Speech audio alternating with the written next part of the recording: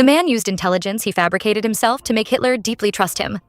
It was precisely his false intelligence that, to the greatest extent, reduced the losses of the Allied Normandy landings. At the same time, it made him the only person in the same war to receive commendations from both opposing sides simultaneously. He was the most successful double agent in World War II history, Juan. In 1919, 7-year-old Juan lived in a family with extremely opposing beliefs. His father always loved to express views on how to fight for workers' rights, while his mother loved to vehemently refute them. Caught between the principle of obedience and traditional bottom lines, Juan unconsciously developed a skill that was, within two opposing ideological systems, to please both sides and offend neither. Also in this year, at age 7, his parents sent him to a Catholic boarding school. The rules there were as numerous as hairs on an ox. He often got into conflicts with people. Finally, after a teacher publicly mocked him, he chose to drop out. From age 13, he became an apprentice at a hardware store. He had neither education nor connections, but was naturally gifted at communicating smoothly with people. He could also accurately discern others' inner thoughts. After figuring out what the other person was thinking, he could then become exactly what they expected. In 1936, the Spanish Civil War broke out. Fascist forces and Republicans were locked in fierce combat. Juan was conscripted by the Republicans, but because he came from a bourgeois family, he was thrown into prison.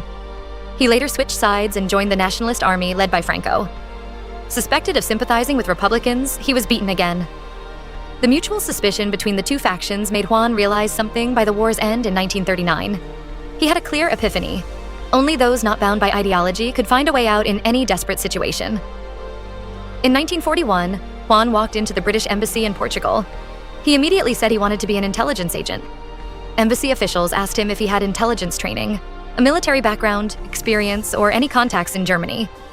Juan didn't meet any of these conditions. He could only insist that he had a vivid imagination. As a result, he was rejected on the spot. Over the next few weeks, he tried 3 more times. Each time, he was flatly rejected. With no other options left, Juan Hayes simply turned to collaborate with the Germans. He walked into the German embassy in Madrid, claiming to be a Spanish nationalist who hated Britain. He also said he had business dealings with Britain and could frequently travel there to gather intelligence. Although the German military intelligence agency was interested in him, they were full of doubts. They only gave him invisible ink, a basic codebook, and written instructions for secret intelligence drop points, then ordered him to start transmitting intelligence quickly. Under normal circumstances, most amateur intelligence agents either get exposed from the start or get caught on their first mission. However, Juan came up with a plan. That was to transmit intelligence without entering British territory. Between 1941 and 1942, in a corner of the Lisbon Public Library, Juan could always be seen. Surrounding him were piles of introductory materials about various aspects of Britain and maps of related cities. He had never been to Britain, yet he had to make the German military intelligence agency firmly believe that he was a core intelligence agent planted in London, relying solely on these publicly available information to deceive Germany's professional intelligence officers. In reality, Juan had long understood the essence of intelligence work. There aren't that many thrilling infiltrations. Most of it is tedious and trivial accumulation. Real intelligence officers verify shipping documents, count the number of train carriages, and record factories operating at night. They don't recklessly break into key facilities to steal data. Therefore, his first intelligence report focused on the Liverpool docks. He excerpted information from newspapers, fabricated details of troop movements, deliberately making it verbose and dull.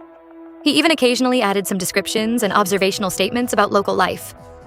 This highly realistic report convinced the Germans that Juan had successfully infiltrated Britain. In his second intelligence report, Juan simply invented a deputy named Jose.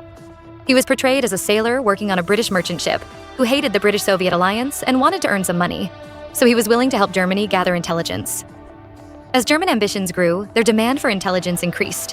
Juan continued to expand his intelligence network. Agent number 2 was a Swiss businessman. His neutral nationality made travel convenient. The profession of businessman was both mundane and trustworthy.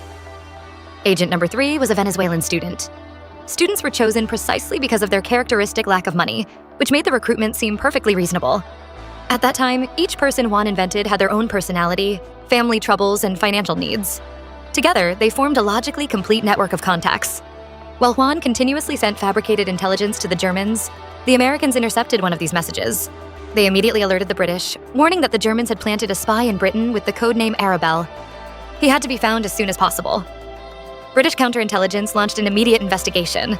They scrutinized all suspected German spies but found nothing. It wasn't until someone in MI5 remembered that Spaniard who had repeatedly offered his services to the British that the penny dropped. They finally located Juan in Lisbon. This time, when he offered his services, the British eagerly and readily accepted, as if finding a treasure. In April 1941, after Juan arrived in Britain, MI5 assigned an art dealer named Harris to be his handler. When Harris learned about the fictional intelligence network Juan had created, he exclaimed that this was not just a double agent, but an immensely valuable intelligence weapon. The two of them joined forces to further expand this network. By 1944, the intelligence agency's fabricated spy ring had completely invented 27 people. To make the intelligence network more believable, Juan would also report some fictional events. That Venezuelan student, disliking his professor, developed a bad drinking habit.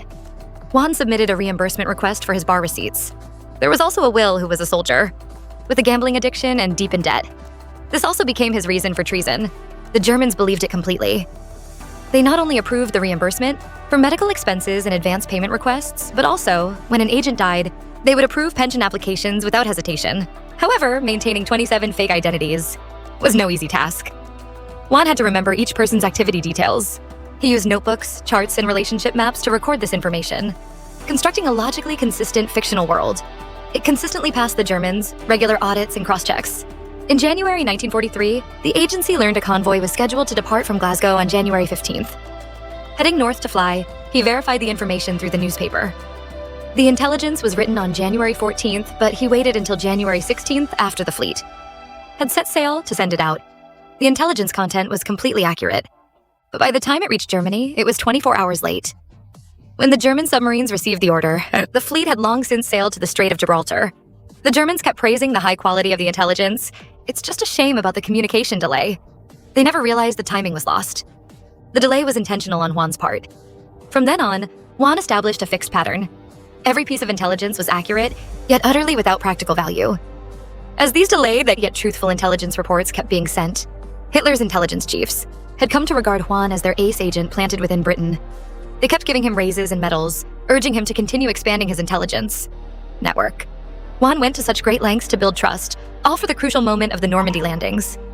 Late on the night of June 5th, 1944, in just over 10 hours, 160,000 Allied troops were about to launch the military operation of the Normandy landings.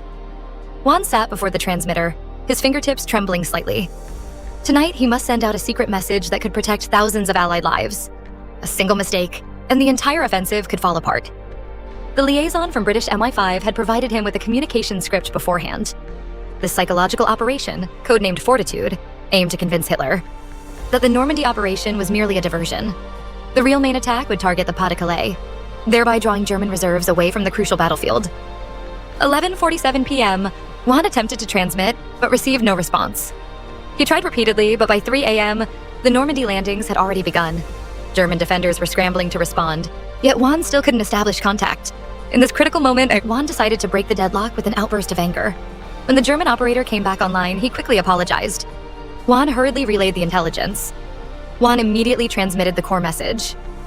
Our informants report that the Normandy military operation is only a diversionary attack. The main force consists of 50 to 10 divisions. Approximately 750,000 troops remain stationed within Britain, targeting the Strait of Calais. A full-scale attack is expected within days, with a 98% intelligence accuracy rate over the past 3 years. The German forces chose to trust it without reservation. This message was quickly relayed up the chain to Hitler's headquarters. At 3:15 a.m. on June 6th, General Jodl, Hitler's chief of operations, received the intelligence. Hitler was resting at this time, but he also knew Hitler's trust in Juan's intelligence far exceeded other sources. After weighing the options, he decided to wait until Hitler woke up and present the intelligence first thing. At 6:30 a.m., Allied forces launched a fierce assault on 5 beaches in Normandy. German defenders resisted stubbornly, urgently requesting reinforcements. The closest to Normandy were the armored divisions stationed near Calais. These units could reach Normandy in just 12 hours. They could potentially repel the unestablished Allied forces, but the order to deploy had to come from Hitler himself. At 10 a.m., after waking up, Hitler learned of the situation in Normandy, but insisted it was only a diversionary attack, clearly indicating this is the Yangbo our agent Arabelle has confirmed. The real invasion will be at Calais. The reserves must hold their positions, no unauthorized actions, even though multiple intelligence sources confirm. The importance of Normandy, frontline generals are screaming in urgency. Hitler still deeply trusts Juan, whom he's never met, with unwavering faith. Germany's most elite 15th Army, comprising about 150,000 soldiers, 600 tanks, and a large number of heavy artillery pieces, remained stationed in the Calais region, waiting for a landing that would never happen. Even after Normandy fell and Allied forces advanced deep into France, the Germans still kept large reserves at Calais because Juan kept sending false intelligence about an imminent main invasion. By the time the Germans finally realized the truth, it was too late. The Allies had already established a solid foothold. Millions of reinforcement troops poured continuously into the European continent. Yet the false intelligence about Normandy didn't affect Hitler's trust in Juan. On the contrary, in July 1944, he awarded Juan the German military's highest honor, second-class Iron Cross with Knight's Cross Commendation, personally approved and signed by Hitler, praising him for his service to the German Reich. Demonstrating exceptional dedication, this medal was sent to Juan. Through neutral channels, he never wore it, but always treasured it, considering it direct proof of his role in this double-agent game. Meanwhile, in November 1944, Britain quietly held its own award ceremony. King George VI of England awarded Juan the Order of the British Empire. This confidential commendation only vaguely mentioned important service to the nation. It never mentioned the Normandy landings, nor his actual activities. Juan became one of the very few in history to receive military honors from both opposing sides of the same war. Germany honored him for providing intelligence about Allied invasion plans, while Britain honored him for providing false intelligence about Allied invasion plans.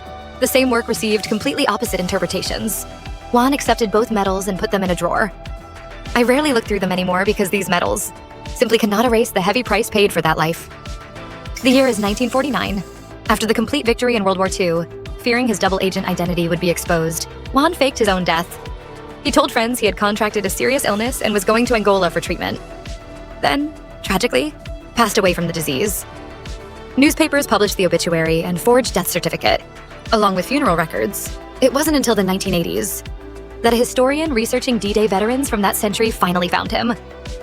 Juan was still alive at this time, with his mind sharp and clear.